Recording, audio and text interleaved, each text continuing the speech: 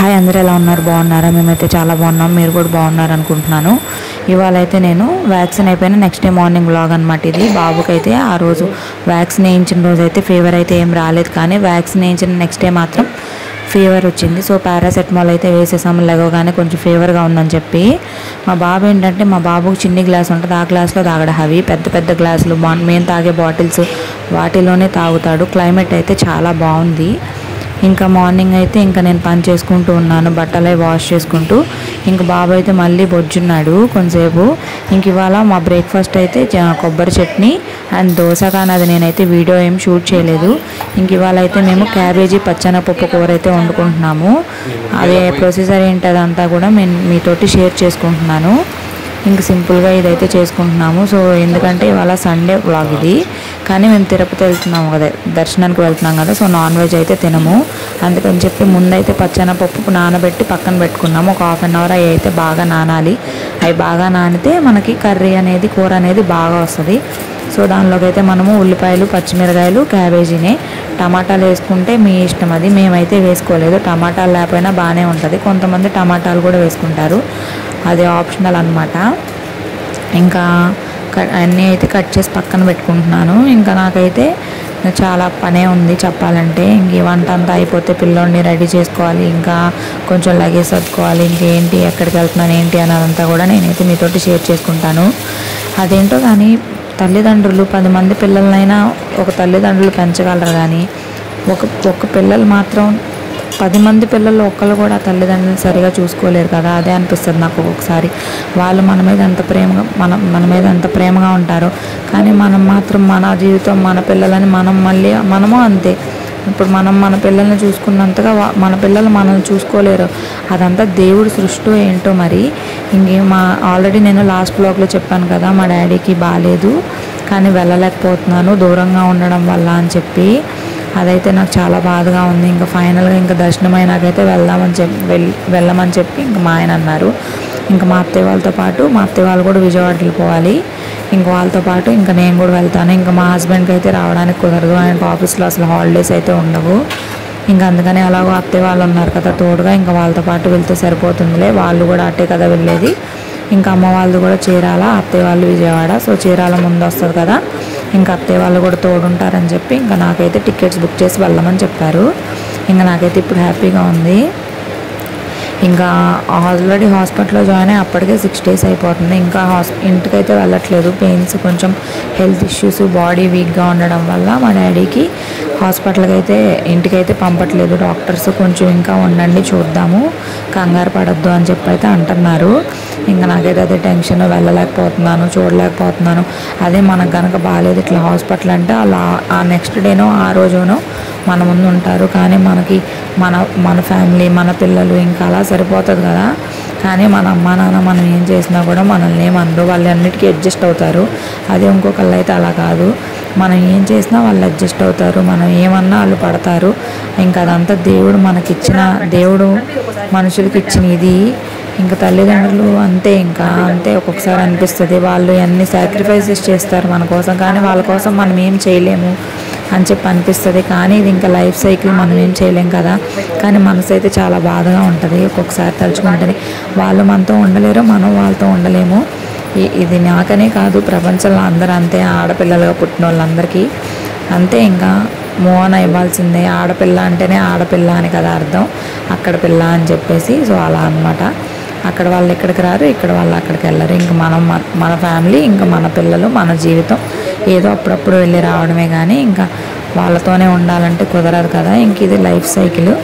But ఇలాంటివన్నీ ఏదైనా జరిగినప్పుడు మాత్రం వెళ్ళాలి, ఉండాలి, కొన్ని రోజులు ఉండాలి. కొంచెం బాగుంటుంది అమ్మ నాన్నతో టైం స్పెండ్ చేస్తే. అక్కడికి వెళ్తే మనం కొంచెం రెస్ట్ తీసుకోవచ్చు, హడావిడి ఉండదు అనిపిస్తూ ఉంటుంది. ఇంకా ఫైనల్గా నాకైతే టికెట్స్ అయితే బుక్ చేశారు కదా, సో నాకైతే కొంచెం హ్యాపీగా ఉంది. ఇంకా అందుకని నేనైతే లగేజ్ అది కూడా సర్దుకోవాలి. ఎందుకంటే ఇంకా మా దర్శనం ఎప్పుడైతే ఏంటో నాకు తెలియదు కదా.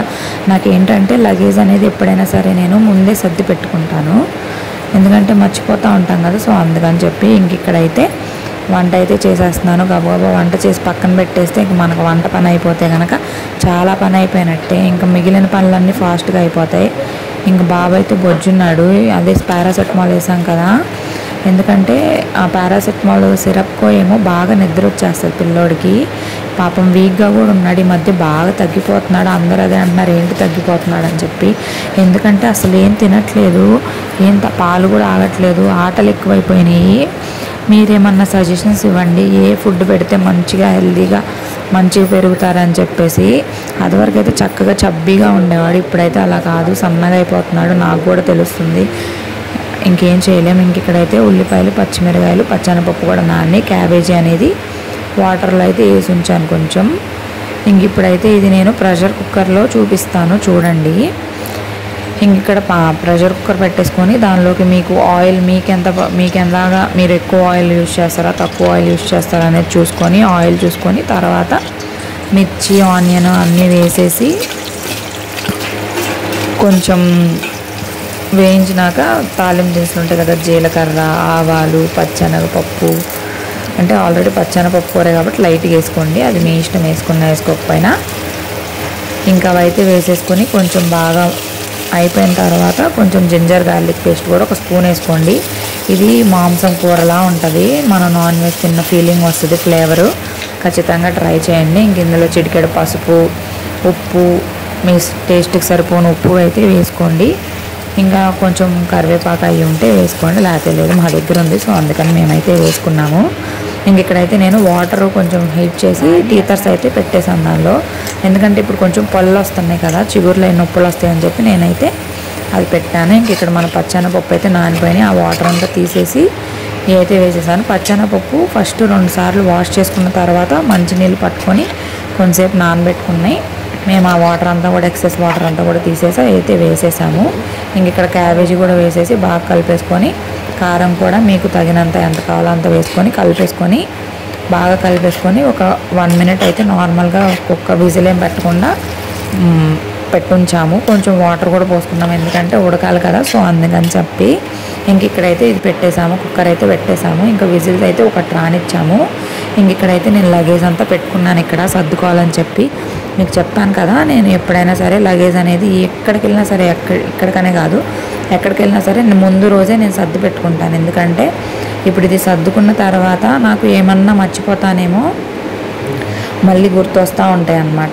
అప్పుడు లాస్ట్ మినిట్లో సర్దామంటే కనుక అన్నీ మర్చిపోతాము. అందుకని నేనైతే ఈ హ్యాబిట్ ఎప్పుడు ఉంది నాకు. ఎందుకంటే నాకు పెళ్ళైనప్పటి నుంచి జర్నీలు పద్దాకా అటు ఇటు లాంగ్ జర్నీలు నాకు అలవాటు అయిపోయినాయి కదా, అందుకని నేను ముందు రోజే సర్దుకుంటాను. ఇంకా ఇప్పుడు పిల్లోడితోటి ఇంకా ముందే సర్దుకుంటాను, ఎందుకంటే బాబుకి సిరప్లని, డ్రాప్లని, బట్టలని చాలా ఉంటాయి కదా చూసుకోవాల్సినవి. అందుకని చెప్పి ఎప్పుడైనా నేను అలాగే చేస్తాను. అప్పటికప్పుడు సర్దుకుంటే మనకి ఏం గుర్తుండవు, నాకైతే అంతే. ఇప్పుడు ఇంత సర్దిన తర్వాత కూడా నేను తర్వాత చాలా మర్చిపోయిన తర్వాత నేను చాలా పెట్టాను. నేను కొన్ని రోజులైతే ఉంటాను, ఒక 1 వీక్ అట్లా. సో అందుకని చెప్పి లగేజ్ అది కూడా సర్దుకుంటున్నాను. దాని తర్వాత మళ్ళీ విజయవాడ వెళ్తాను అత్తయ్య వాళ్ళ ఇంటి దగ్గరికి, అక్కడ కూడా కొన్ని రోజులు ఉంటాను. సో అందుకని నాకు బాబు కొంచెం ఎక్కువ బట్టలు పెట్టుకుంటున్నాను, బాబుకి అయితే ఎక్కువే పెట్టుకుంటున్నాను ఆ వీక్. ఎందుకంటే చాలా బట్టలు పడుతూ ఉంటాయి కదా, పిల్లలకి రోజుకి ఎన్ని మారుస్తారో కూడా తెలియదు. సో అందుకని చెప్పి నేనైతే బాబుకి ఎక్కువ పెట్టాను. ఇప్పుడు ఎలా అయిపోయిందంటే లగేజీలో మనకి ఏదో ఒక 1/4 ప్లేస్ మనకుంటే మిగిలిన ప్లేస్ అంతా పిల్లలకి. చూడండి బాబుయే చాలా బట్టలు ఉంటాయి, ఎందుకంటే వాళ్ళకి చాలా అంటే చాలా బట్టలు కావాలి. ఎందుకంటే రోజుకి 4-5 జతలైనా ఇప్పచ్చు, ఎక్కడికైనా వెళ్తామేమో అని చెప్పి కొన్ని మంచి బట్టలు కూడా పెట్టాను. మ్యాక్సిమం డైలీ వేరీ సాఫ్ట్గా ఉండే పెట్టాను, అవి అయితేనే కంఫర్టబుల్గా ఉంటారు. ఇలాగా జీన్స్లు, షర్ట్లు, ఫుల్ హ్యాండ్స్ అంటే కనుక అంత మంచిగా అనిపించదు, కంఫర్ట్గా ఉండదు. సో అందుకని చెప్పి నేనైతే అన్నీ సాఫ్ట్గా ఎక్కువ బట్టలు అయితే పెట్టాను. టవల్స్ అని, డైపర్స్ అని, వెట్ వైప్స్, మెయిన్గా నేను హాస్పిటల్ సిరప్స్ ఏమన్నా దగ్గు జలుబు ఏమన్నా వస్తాయేమో అని చెప్పి అవంతా ఒక బ్యాగ్ లాగా, ఒక బాక్స్ లాగా పెట్టుకున్నాను, మెడికల్ కిట్ లాగా. అంటే క్లైమేట్ అది చేంజ్ పైన పెట్టినా కదా ఇప్పుడు ఆ బాక్స్, క్లైమేట్ ఏమన్నా చేంజ్ అయినా ఇబ్బంది లేకుండా, మా అబ్బాయికి మిడ్నైట్లో అట్లా ఇబ్బంది అయింది అనుకోండి, అప్పుడు హాస్పిటల్స్ ఉండవు కదా, మన దగ్గర ఉన్న మెడిసిన్స్ వాడుకోవచ్చు. సో బ్యాగ్ అయితే ఎత్తి పెట్టేశాను పక్కన. మన కూర కూడా అయిపోయింది. ఇప్పుడు 1 విజిల్ అయిపోయిన తర్వాత దాన్ని బాగా ఉడికించుకోవాలి. బాగా మెత్తగైనాక ఇలా ఉంటుంది. టేస్ట్ అయితే సూపర్గా ఉంది, ఖచ్చితంగా ట్రై చేసి ఎలా వచ్చిందో చెప్పండి. నేనైతే ఈ బ్లాగ్ అనేది ఎండ్ చేసేస్తున్నాను. తర్వాత అయితే నేను తిరుపతి వెళ్ళే బ్లాగ్ అయితే షేర్ చేస్తాను. వీడియో కనుక నచ్చితే ఖచ్చితంగా లైక్ చేయండి. Thank you for watching.